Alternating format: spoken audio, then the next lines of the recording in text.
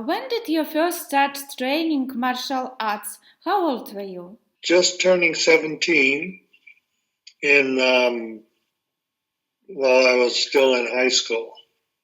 So that was back in 1968 or 67 in Stockton. Why you decided to learn martial arts? Well, the whole idea was that because during the time I was in high school, they just started to come out with kung fu movies and martial art movies, and I wanted to do what they were doing on the screen. And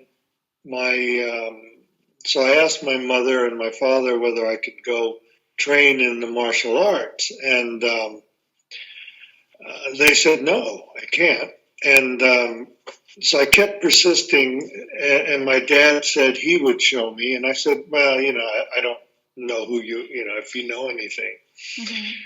And anyway, I just kept persisting, and then they said, okay, you can go learn martial arts from a friend of ours, which was Angel Kabalis.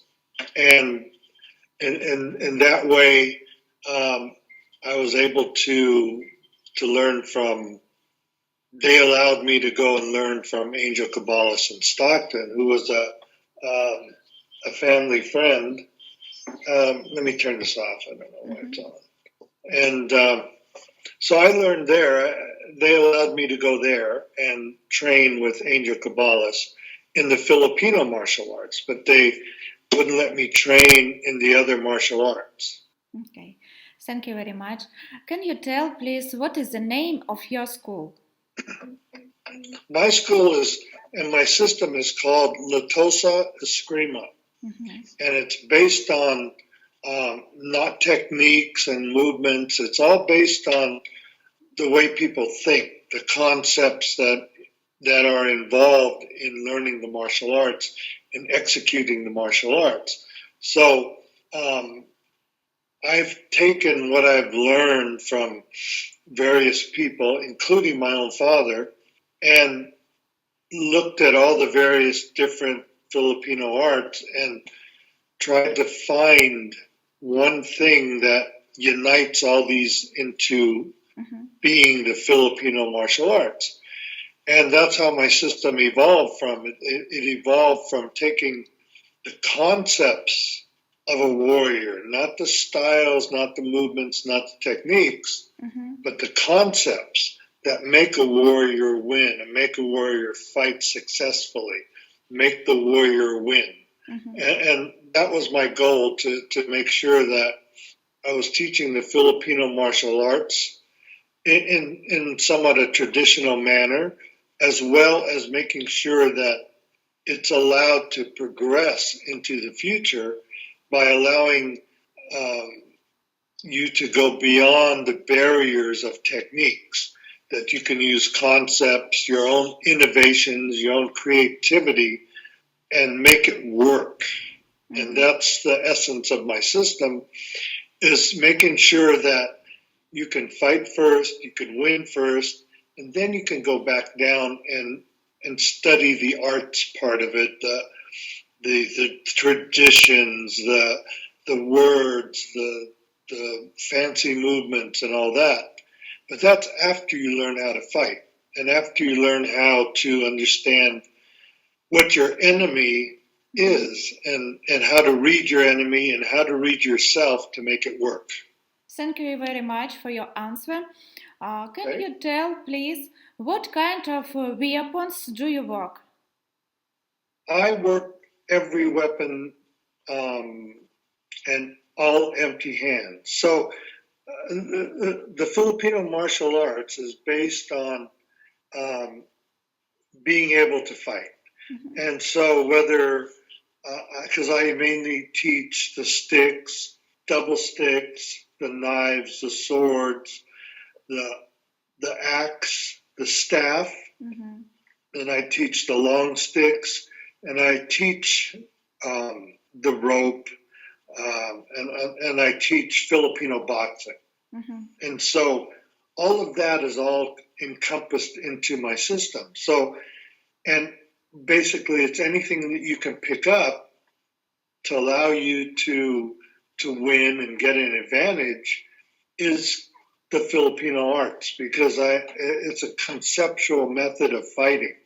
The weapons can be vast. It could be from small axes, big axes. I have big swords and small swords, knives, from pencils to pens to hairbrushes to palm sticks. So every weapon that's imaginable, I teach. And I also teach in conjunction with the weapons. The same concepts apply when I'm doing Filipino boxing or empty hands. How do you think? What is the basis of martial arts? The basis? Yes. I think that the basis of all martial arts is the ability to be able to level, I don't know if maybe it's a different term, but to equal the playing field, right? So if you were a smaller person and there was a bigger person and you knew martial arts, what you did is use the martial arts to get you to the same physical heights and strength of a bigger person. Or if somebody's faster than you and you're not as fast, but you use the martial arts to make it equal. So the idea of the martial arts is that it's not just something that's going to take you from ground zero to make you win. It's something that puts you in an equal level of someone else and allows you the opportunity to win, survive, to be offensive, to protect what you have to protect. So it's basically making everything at a level playing field. So the martial arts doesn't give you supernatural powers that you can beat everybody up. It only gives you the same advantage as someone else. And if you have a weakness in any of your criteria of fighting, if you're not as strong as somebody, you're not as fast as somebody, you're not as strategically smart as someone else, or that person has a small weapon and his size is 100 kilos more than you. You can't go in and fight the guy and hope to win. You have to go in there with some knowledge, some ideas, some concepts, some skills to make you level to this person so you can have a fighting chance. The martial arts isn't built to be the best, that someone knows a secret and then all of a sudden they can beat everybody up. It's understanding the logic of what you know and whether you can use it well to make it fulfill the notion that you have to protect.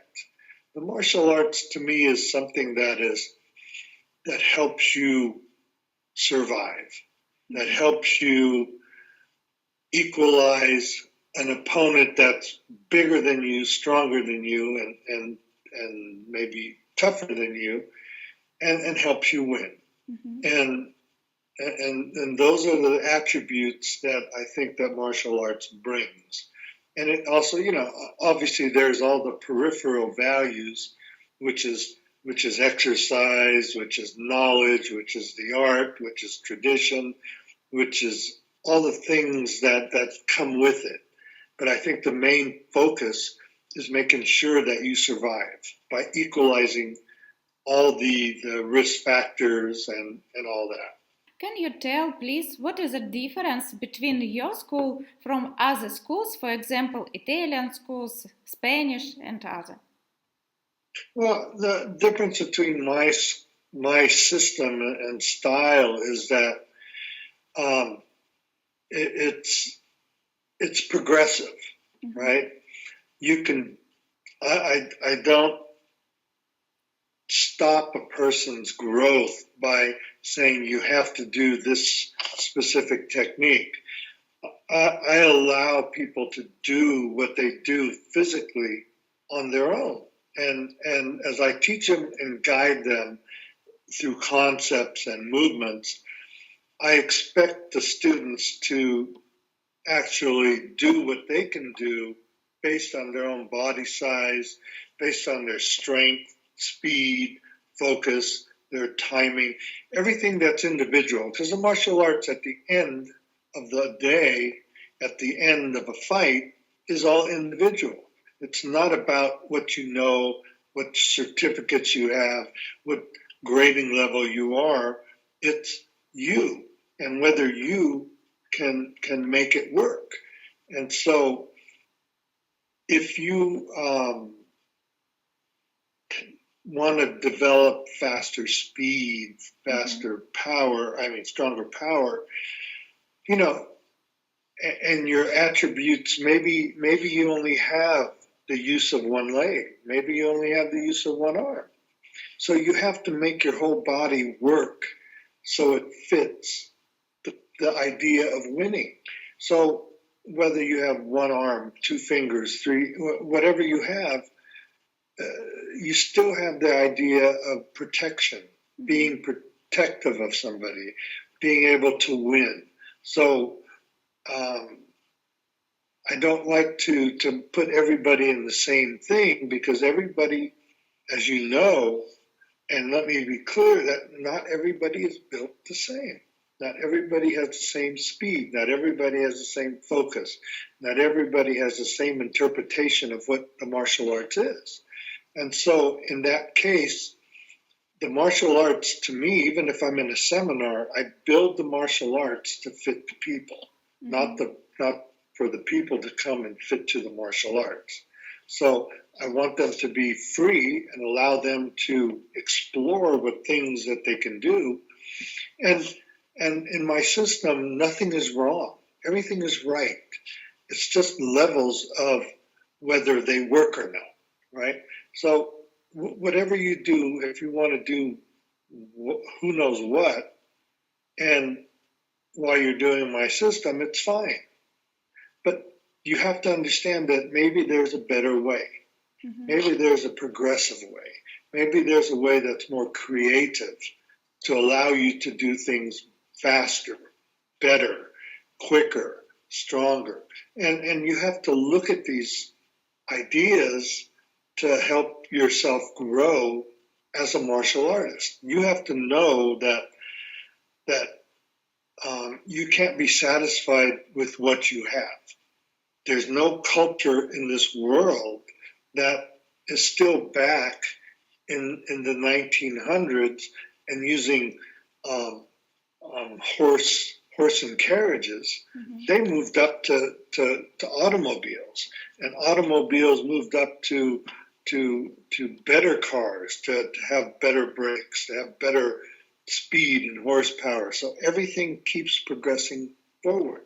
And this is what I want my martial art to do, and the Filipino martial arts to do, is continue forward. We wouldn't have this messenger or FaceTime or communication without us progressing back from when computers didn't even know about cameras.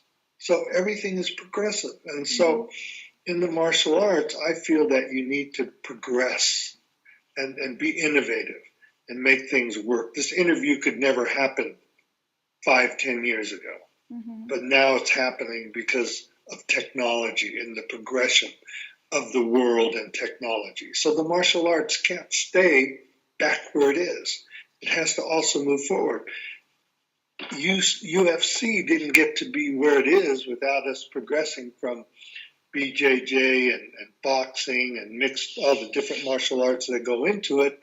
You had never gotten to the UFC. You had kickboxing. You had all these other types of motions and styles. And then now we're progressed into UFC.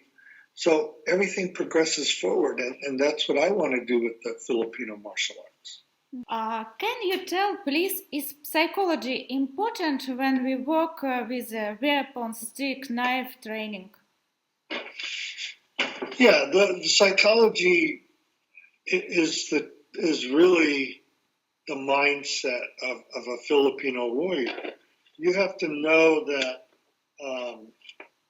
knives and swords and objects in your hand are dangerous, and that it normally could take one blow or two blows.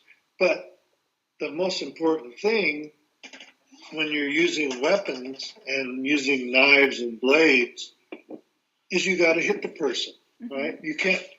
There's no game. You can't just hit the air and go and not do anything. You have to make sure that the distance is proper, the power that you use is accurate enough. Your strategies, your focuses, all that needs to come into play. Knowing a technique means absolutely nothing.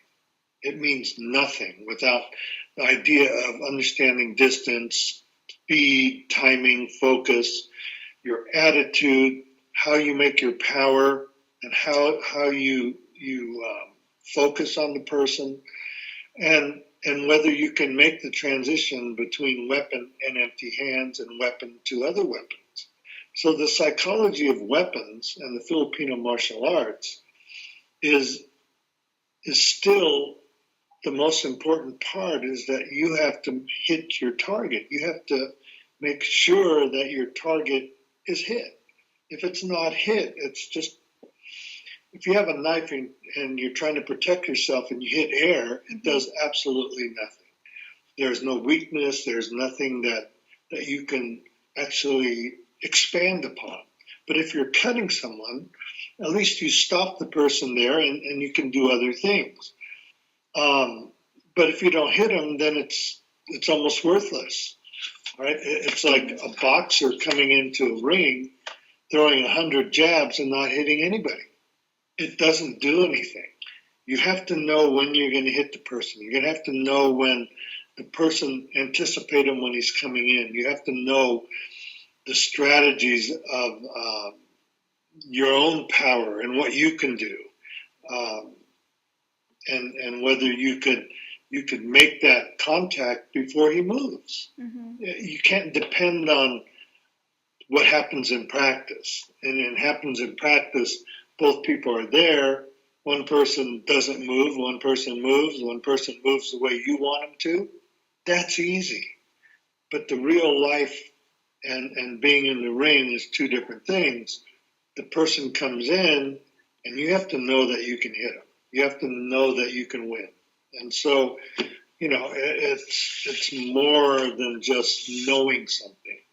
It's strategy of the human between humans, the combat issues that take place.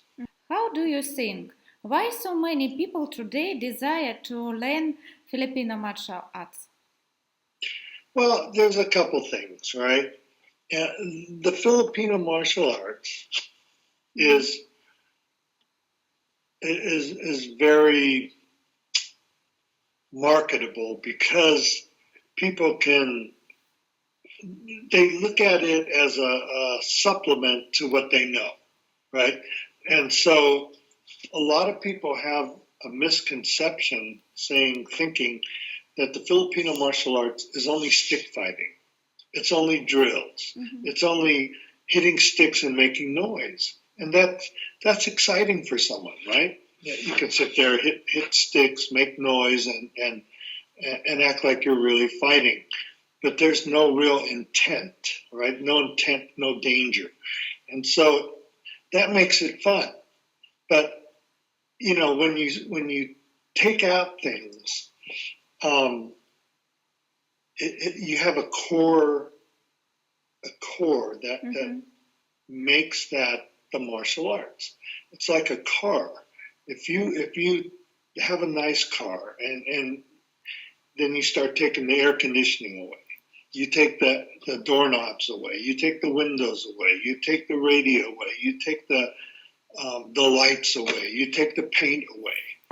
but it still goes forward, right?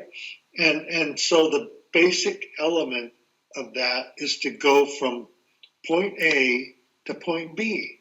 And how it looks is how you dress it up. And in a car, if you're looking at a car and you're going, oh, okay, I need to get from this city to that city. And you say, I like to get in this car that has nothing, or do I want to get into a Porsche?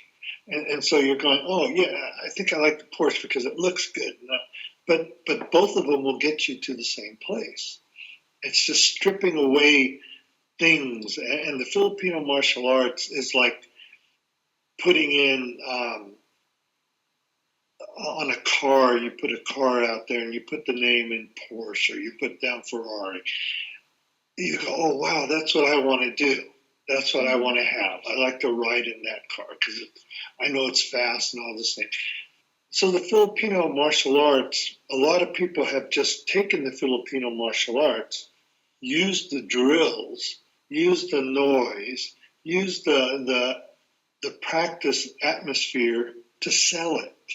And so now everybody says, oh, I want to do drills. I want to do stick hitting. But that's not what the Filipino martial arts is. The Filipino martial arts is a martial art in its own. It has concepts. It's a warrior way of fighting. Those other things are just drills, things to market the Filipino martial arts. That's why it's gotten so big. It's easy to go in. If I did seminars where I come in and tell everybody to do a drill for 2 hours and they're making noise, they're sweating, and they're doing all these things, I'm just selling them exercises. I'm not selling them the martial arts. The martial arts, the truth of the martial arts is whether it will work in a real situation for you, not for the system. But when you walk out of the gym, when you walk out of the club, when you walk out of your training hall, the martial arts is supposed to make sure that you have enough skills to feel competent enough to protect yourself. But if you are coming out of the gym just sweating and saying, oh, look, I have a new technique, I have a new drill, I can make a lot more noise, then you're just, you're not being told the truth. So I sell the truth. And I sell the truth in the Filipino martial arts because it is my culture and it's part of me and it's part of my family and it's part of my lineage. So I don't take it, it's just making noise and techniques and movements. So I consider it a full martial arts with everything that is necessary for a warrior to win. Thank you very much. Could you please to share with us by steps of teaching of your system? For example, one person come to you and ask you, please teach me. How you start to work with him? Well, the first thing I do is make sure that the reason why they want to do it, right? Not to do it to add another certificate to their already binder full of certificates. I only teach people that really are wanting to learn the art, right? And even if I'm doing a seminar, the people come to learn the art, and that's what I want. I want people who are willing to learn. If they're willing to learn, I'm willing to teach. And so I normally start them out having them understand the very basic concepts of the Filipino martial arts, and then make sure that they understand what they do, right? If it's offensive movements, defensive movements, movements that are going to supplement the techniques they do, right? Because to me, if I teach somebody a movement right here that's supposed to make you win, then I teach them everything that goes along with that, right? Mm-hmm. How to get your power, how to get your timing, how to get your focus, how to get your distance into it, and how to get your attitude and everything goes uphill every time. And then it's normally I teach them something, make them reverse engineer it, and then put it back together, right? So they understand every aspect of what they do, not just doing a technique and against somebody. Mm-hmm. The technique is just a guide, because the technique doesn't tell you how your opponent's going to hit you, how your opponent's going to act towards you, and whether it's real, whether it's practice. So every class, I'll teach everything to make sure they understand the concepts, the idea of what a warrior wins.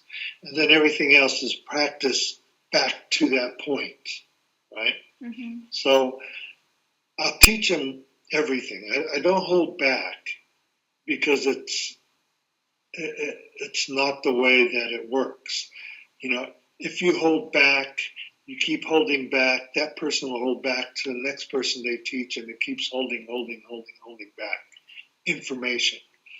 I'll teach them everything, so it forces me to get better. That means that if I teach them everything I know, that means I have to get better than that, or else, the respect, the loyalty, everything goes away, because I'm just doing the same thing they're doing. I have to do the same things they're doing and better. Mm-hmm. And I have to be innovative, and I have to be more creative, and I have to beat them, right? So they know that there's always a place to go to, that there's something always better, and not to rely on what I've taught them. Thank you very much. Can you tell, please, how looks tactics and strategy in your system, about self-defense in your system? Yes. It's very all-encompassing, right? The strategies that I use is I teach a student to understand the distance, timing, mm-hmm. speed, focus, power, transition. But when they learn that, I expect them to look at their opponent and see the same things. So they can then see the weaknesses that your opponent has if he doesn't have enough power, if he's not fast enough, if he's not strategic enough. Then, you should be able, as a fighter, as a warrior, be able to read and understand what the other person is doing. You understand that by his movements, by his the way he looks, stands, focuses, whether he's not as astute as yourself, right? You have to know that the things that make you strong could also make that person weak. Mm-hmm. And so that's what you look at. That's the strategies of self-defense. If the person doesn't know how to get his power and you do, then you can use that to your advantage, right? If the person doesn't know and understand distance, then you can use that to your advantage. So everything that you do, you have to push it to the other person to see whether they can do the same thing, mm-hmm. and where the weaknesses are. What is a perfect logical model of stick fighting for you? Is fighting without the stick, mm-hmm. and fighting with the stick, and your body does the same thing, right? There's no change because you put a weapon in your hand. Mm-hmm. Everything is the same. You still do the same things, and that to me is the perfect martial artist. That he can pick up a stick, he can pick up a glass, he can pick up a cup, or he doesn't have to pick up anything.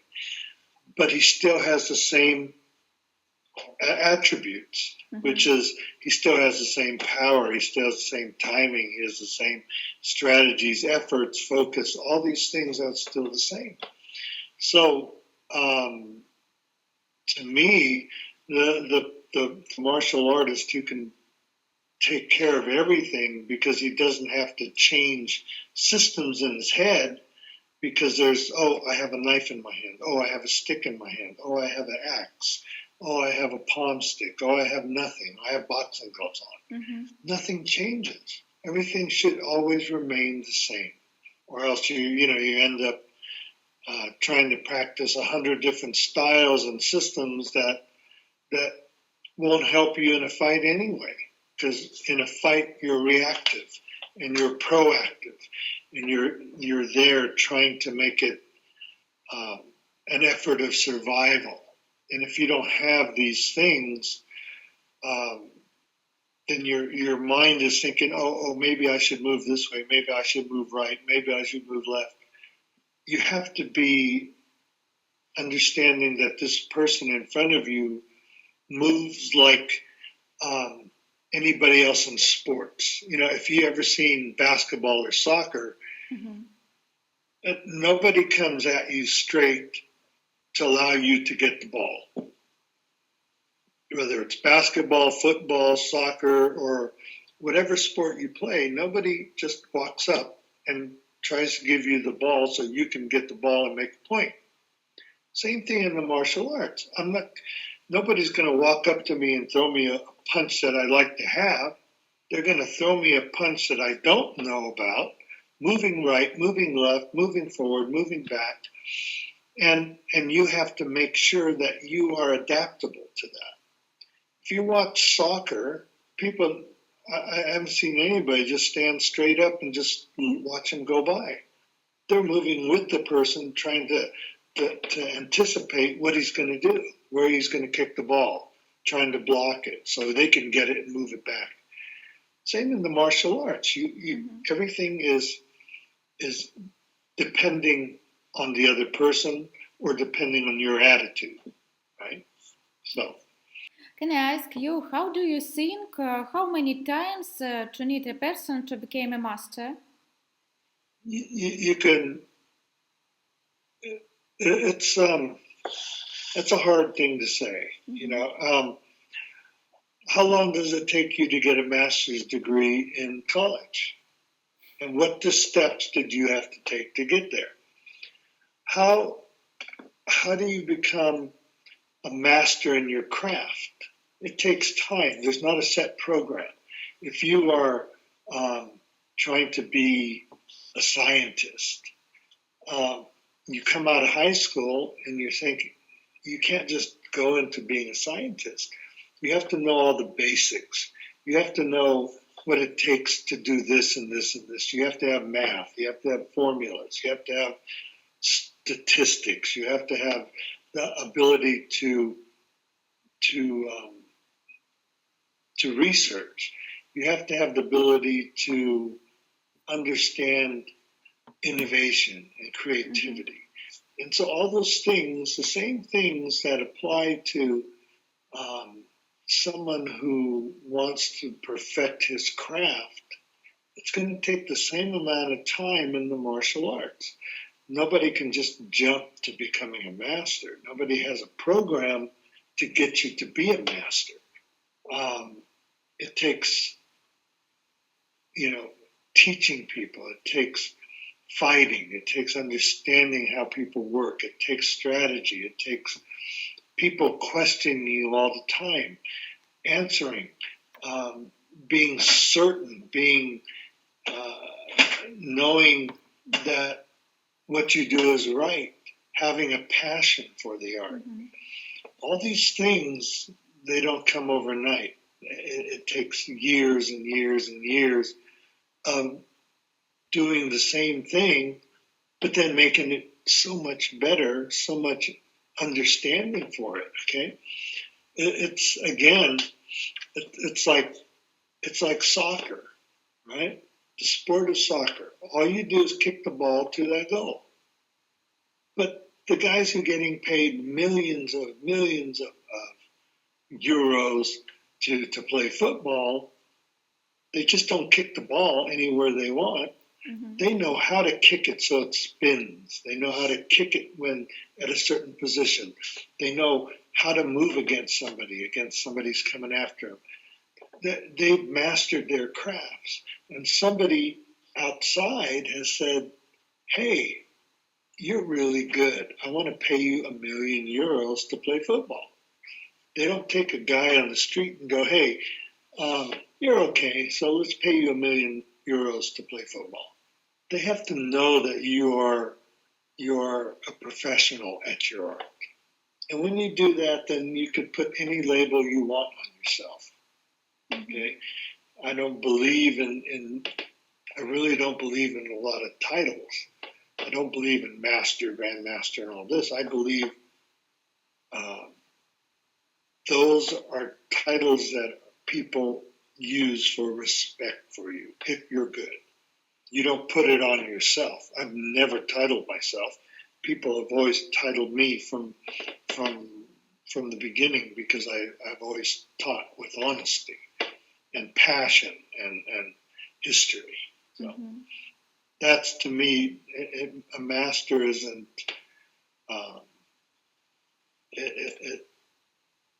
It's not something that's given to you. It's something you earn. Thank you very much for your answer. And Okay. I have a last question. Sure.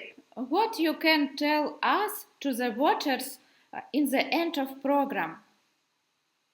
There's a couple things. The main thing is that the Filipino martial arts is not just stick fighting. It's not hitting sticks. It's not techniques.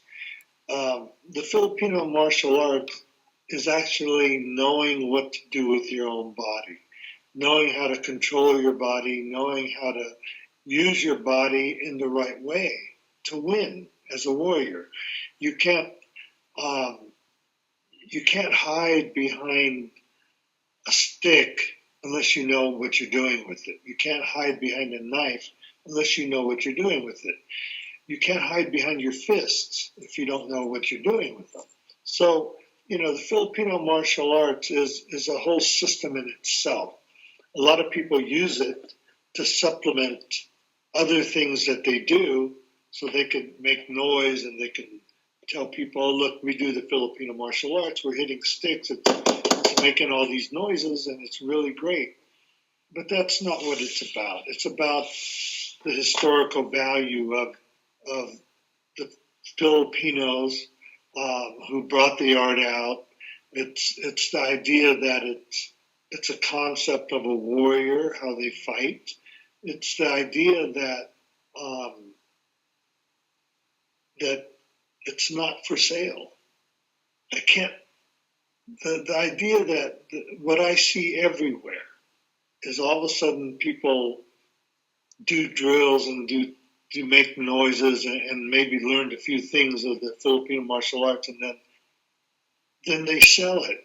They say, oh yeah, I do the Filipino martial arts, and they're not doing it.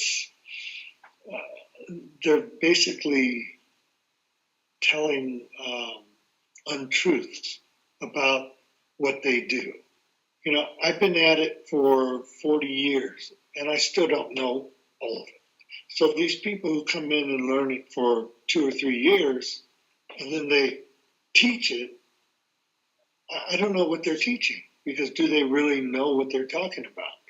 Do they have the historical background that I do? I learned from the people in Stockton. I learned from my dad. I learned from my uncles. I learned right from the source. And when I introduced the art to Europe, nobody knew what it was. So I had to fight, and I had to make people believe that the Filipino martial arts is something that works, something that is strong enough to work on its own, something to beat people, right? To beat systems and to beat styles. If I didn't do that, if I didn't win, then people would think that the Filipino martial arts isn't that good. So I had to make sure I won everything, every challenge, every fight, everything I did, I had to win. And to make sure that people understand that the Filipino martial arts stands on its own. It's not associated with something else. I work with different organizations in Europe, but they don't control the Filipino martial arts, right? And they may know the Filipino martial arts, but they don't really have a passion for it, have a value for it, have an attachment to it, right? This is my culture, and so I fight every day to make sure that people know that the Filipino martial arts is a Filipino martial arts, and it stands on its own, and it's not just stick fighting. I gave a speech in New York, and people believed that the Filipino martial arts was just stick fighting and dance. They didn't know. And so these are the things that I bring out. If I'm going to Texas, Alaska, or going to Prague, or going to Spain, going to France, or going to Italy, I always make sure that they understand that the Filipino martial arts is not just noise. It's not just techniques. It's a culture. It's a history. It's a way of life. And it's the way that warriors think. Okay, so that's what I do, and that's what I bring out to the watchers. Yes, this is a normal range, but this is a normal range, and this is a normal range. And when you take this range, combine it with that range, and cut it in the middle,